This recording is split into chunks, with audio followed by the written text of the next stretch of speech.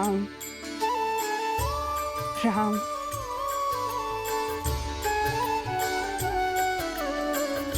राम।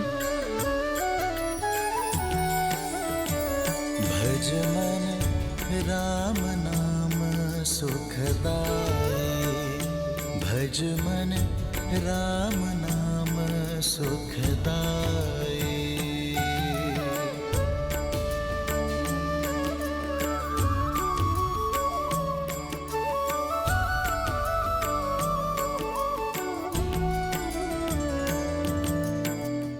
जी दर्शन से तर जाए नैया, तीही सूरत मन भाई। वो ही रघुवर की बन के मैया, चख चख बेर खबाई, चख चख बेर खबाई। भज मन राम नाम सुखदाई, भज मन राम नाम सुखदाई। राम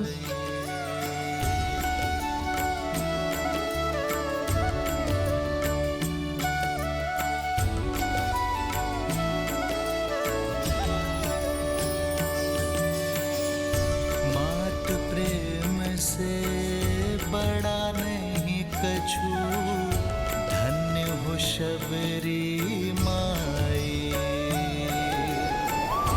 राम नाम जो कोई सेवत, सदा रहत सुखदाई। भज मन राम नाम सुखदाई।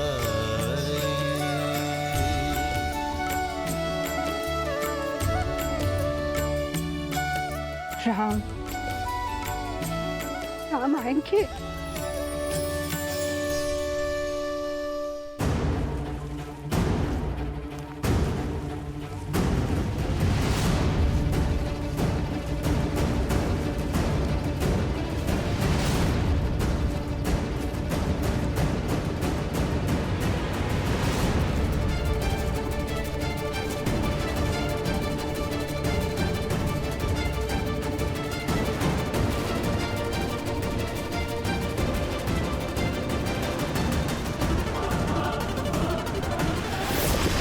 लक्ष्मण, लक्ष्मण,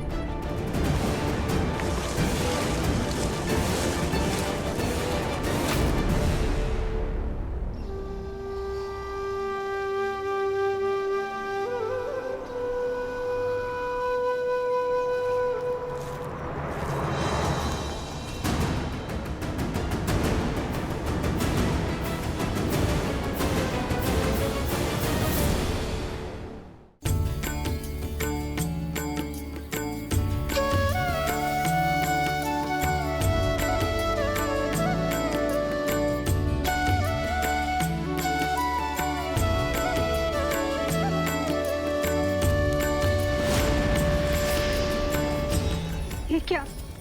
ये तो मैंने मेरे राम के लिए बिछाए थे। कौन है ये वनवासी जो वन मार्ग में पुष्प बिछाए बैठी है? मति भंग हो गई है इसकी। वर्षों से किसी राम की राह में पल के बिछाए प्रतीक्षा करते करते बुढ़ी हो गई है। प्रतिदिन आंगन सजाती है, पुष्प बिछाती रहती है और बुदाती रहती है किसी राम का नाम। कोई नहीं आएगा बुढ़ी माँ, अपने भगवान को याद करो और मुक्ति पालो। मेरे राम आएंगे, देखना। राम, मेरे राम आएंगे।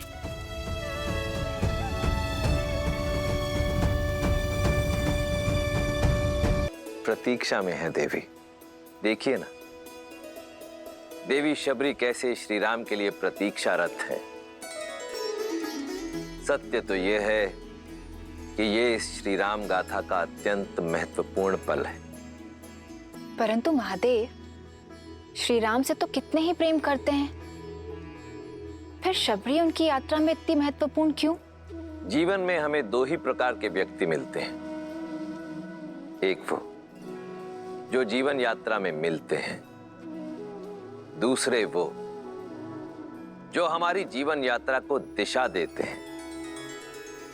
देवी शबरी उसी श्रेणी में आती हैं जहां एक और श्री राम का जीवन शौर्य, प्रतीक्षा और विश्वास की जीत की यात्रा है, तो वहीं दूसरी ओर देवी शबरी उसी यात्रा का प्रतीक है जो अपने धैर्य, भक्ति और समर्पण के कारण एक ऐसा पुष्प बन चुकी हैं जो अनंत काल तक श्री राम गाथा को महकाती रहेंगी। देवी, सत्य तो यह है कि देवी शबरी के चरित्र में से यदि कोई एक भी गुण कोई मनुष्य अपने चरित्र में समाहित कर ले तो उसका जीवन धन्य हो जाएगा। अद्भुत। जिस शबरी के गुण गाते स्वयं महादेव नहीं थक रहे हैं, उस शबरी का परिचय मुझे भी दीजिए। अवश्य देवी। भीलों के कुनबे के एक मुखिया लखुता भील की इकलौती पुत्री थी शबरी।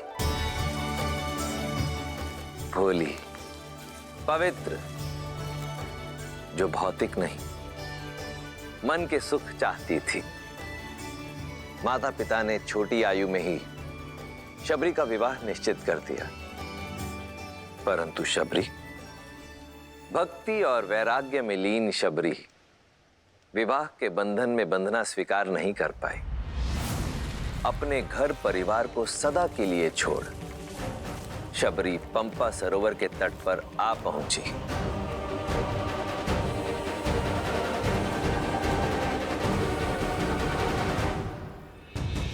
जहां नियति ने उनकी भेंट महान ऋषि मतंग से करवाई, शबरी उनका मार्गदर्शन चाहती थी। मतंग के शिष्य और सहयोगियों ने शबरी के कुल के कारण उसका विरोध किया, पर मतंग ऋषि ने उसके मन की पवित्रता को भांपा और शबरी को अपनी शिष्या स्वीकार किया।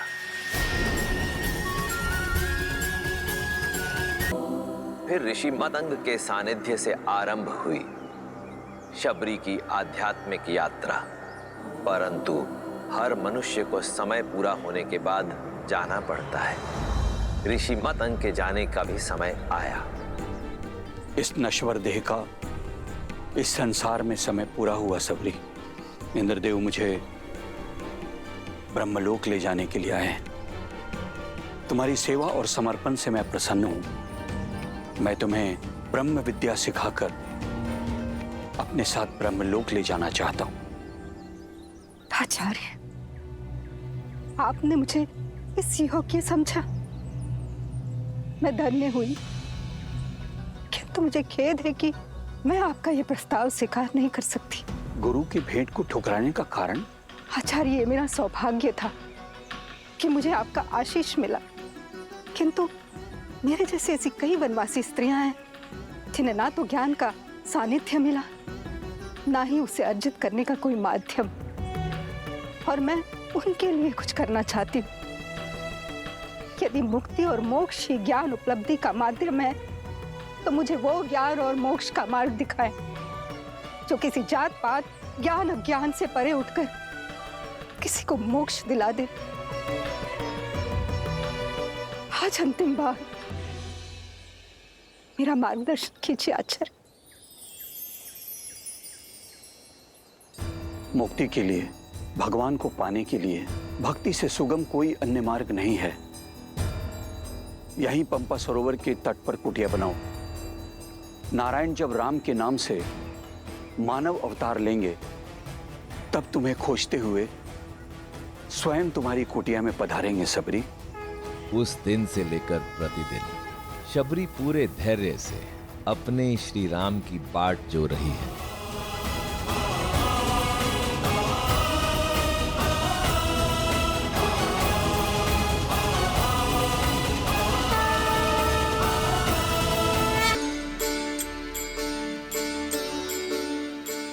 शबरी पूरे धैर्य से अपने श्री राम की बाट जो रही है।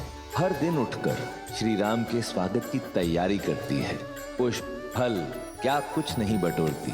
शबरी का जीवन भक्ति की पराकाष्ठा है, प्रेम, धैर्य और समर्पण की सीख है। सुखदाई।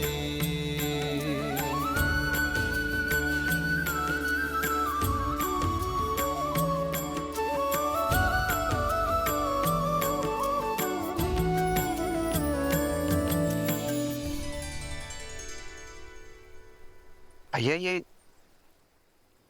ये तो पंपा सरोवर प्रतीत होता है। अर्थात अंततः हम अपने गंतव्य तक पहुंच ही गए। हाँ लक्ष्मण, हमें माता शबरी को ढूंढना है, वही हमें आगे का मार्ग दिखाएंगी। आओ।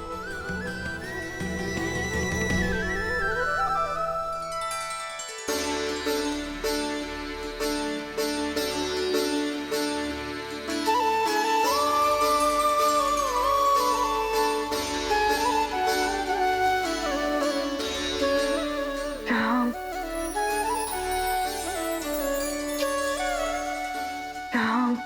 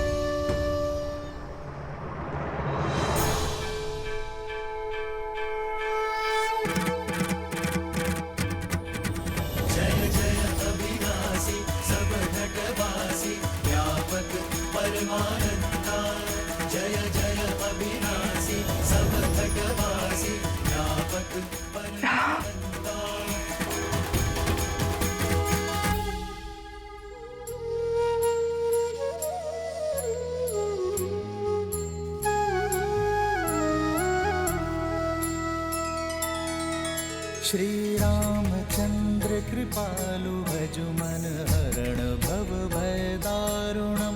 नव कंज लोचन कंज मुख कर कंज पद कंजारुणम। भगवान के अवतार का केवल नहीं गुणगान है, कैसे नारायण बने नर इसका पावन ज्ञान है। श्री राम श्री राम श्री राम श्री राम। आज ऋषि मतंग की वाणी सत्य हो गई। मैं जानती थी आप अवश्य आएंगे मेरे जीवन का उद्धार करने के नहीं माता,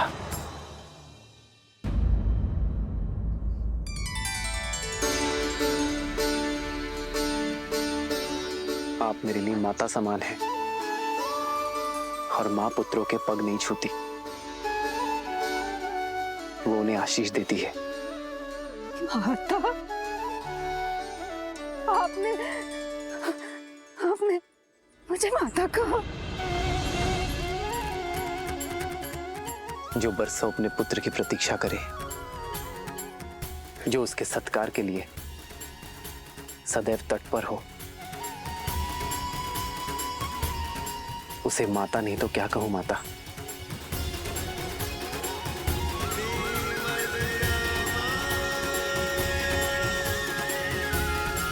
शीघ्र मैं सीता को अपना बनाने के लिए अति उत्सुक हूं।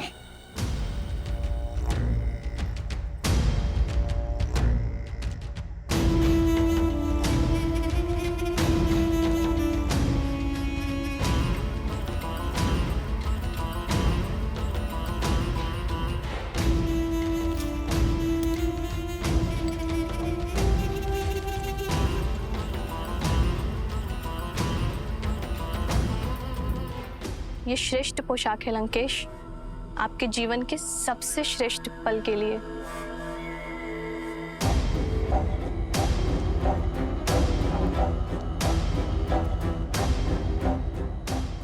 लंकेश्वर सज है अपनी बहन के प्रतिकार और अपनी परीक्षा के पुरस्कार दोनों के लिए।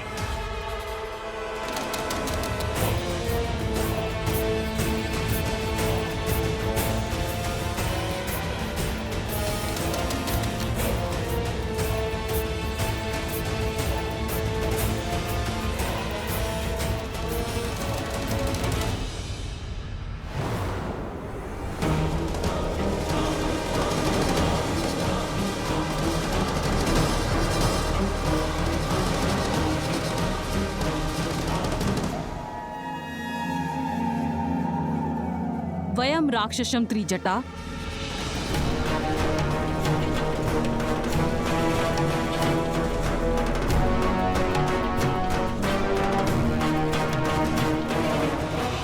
ऐसे होगी राक्षस जाति की रक्षा?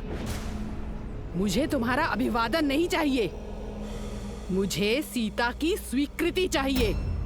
मंडप सजा हुआ है, ये अभी तक सज्ज क्यों नहीं हुई है? मैंने बहुत प्रयास किया। अत्यंत हठी है ये, न भयभीत होती है और न प्रश्न का उत्तर देती है, एक चट्टान की तरह अटल है। रूपवती हो, कदाचित इसीलिए अब तक जीवित हो, अन्यथा लंकेश को प्रतीक्षा कराने का दंड मृत्यु होता है। चलो सज्ज हो जाओ। एक पतिव्रता केवल अपने पति के नाम के वस्त्र पहनती है।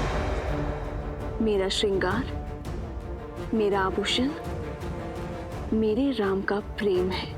स्वर्ण लंका की महारानी बनने का स्वर्णिम अवसर मिल रहा है, मूर्ख। जिसे तुम स्वर्णिम अवसर कह रही हो, वो मेरे लिए दुर्भाग्य का निमंत्रण है। कह दो अपने लंकेश से, जिस सीता को वो पाना चाहते हैं वो केवल श्री राम की है। मूर्ख स्त्री, तू बातों से नहीं बल से ही मानेगी।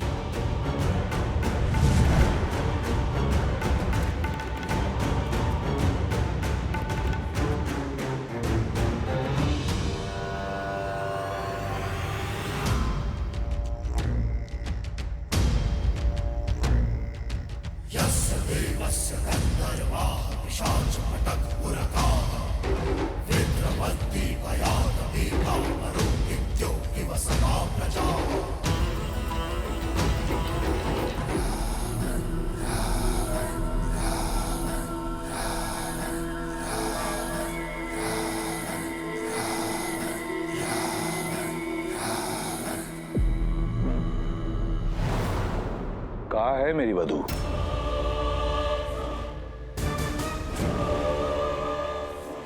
एक महामंत्री का मौन राजा और राज्य दोनों के लिए पतन का कारण होता है। प्रहस्त,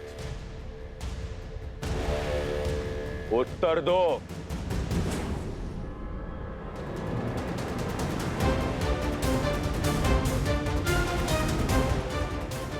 प्रहस्त, मेरे प्रतिशोध का पारितोष सीता कहां है? जी वो आती ही होगी भैया। त्रिजटा और एक जटा को मैंने भेजा है उसे लेने के लिए। महाराज, महाराज, महाराज, महाराज, महाराज, महाराज, महाराज, देखिए महाराज, देखिए क्या हुआ।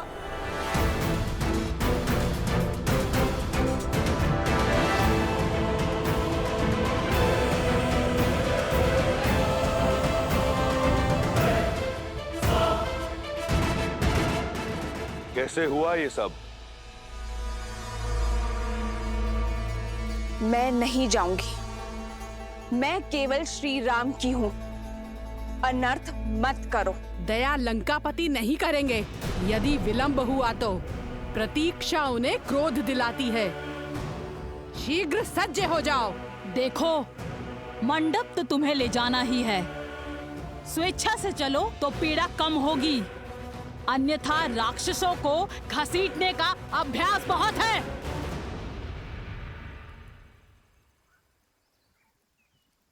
श्री राम, श्री राम। त्रिजटा, इसका दंभ तोड़ने में मेरी सहायता करो। श्री राम, श्री राम, श्री राम, श्री राम, श्री राम, श्री राम।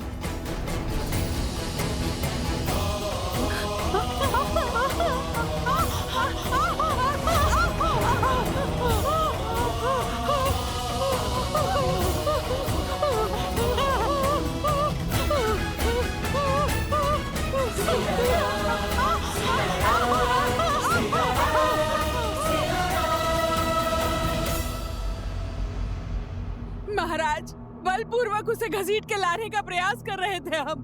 उसके स्पर्श मात्र से ही हमारे हाथ। एक क्षण।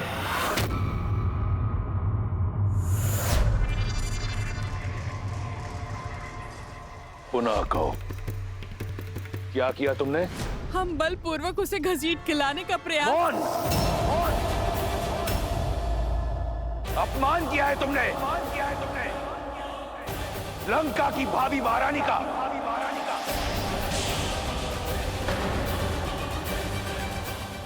स्मरण रहे, मेरा विवाह होना है उससे।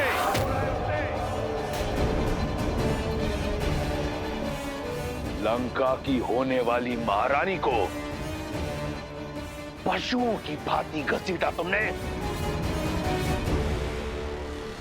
अगर ये भूल दोबारा हुई तो जीवित जला दूंगा।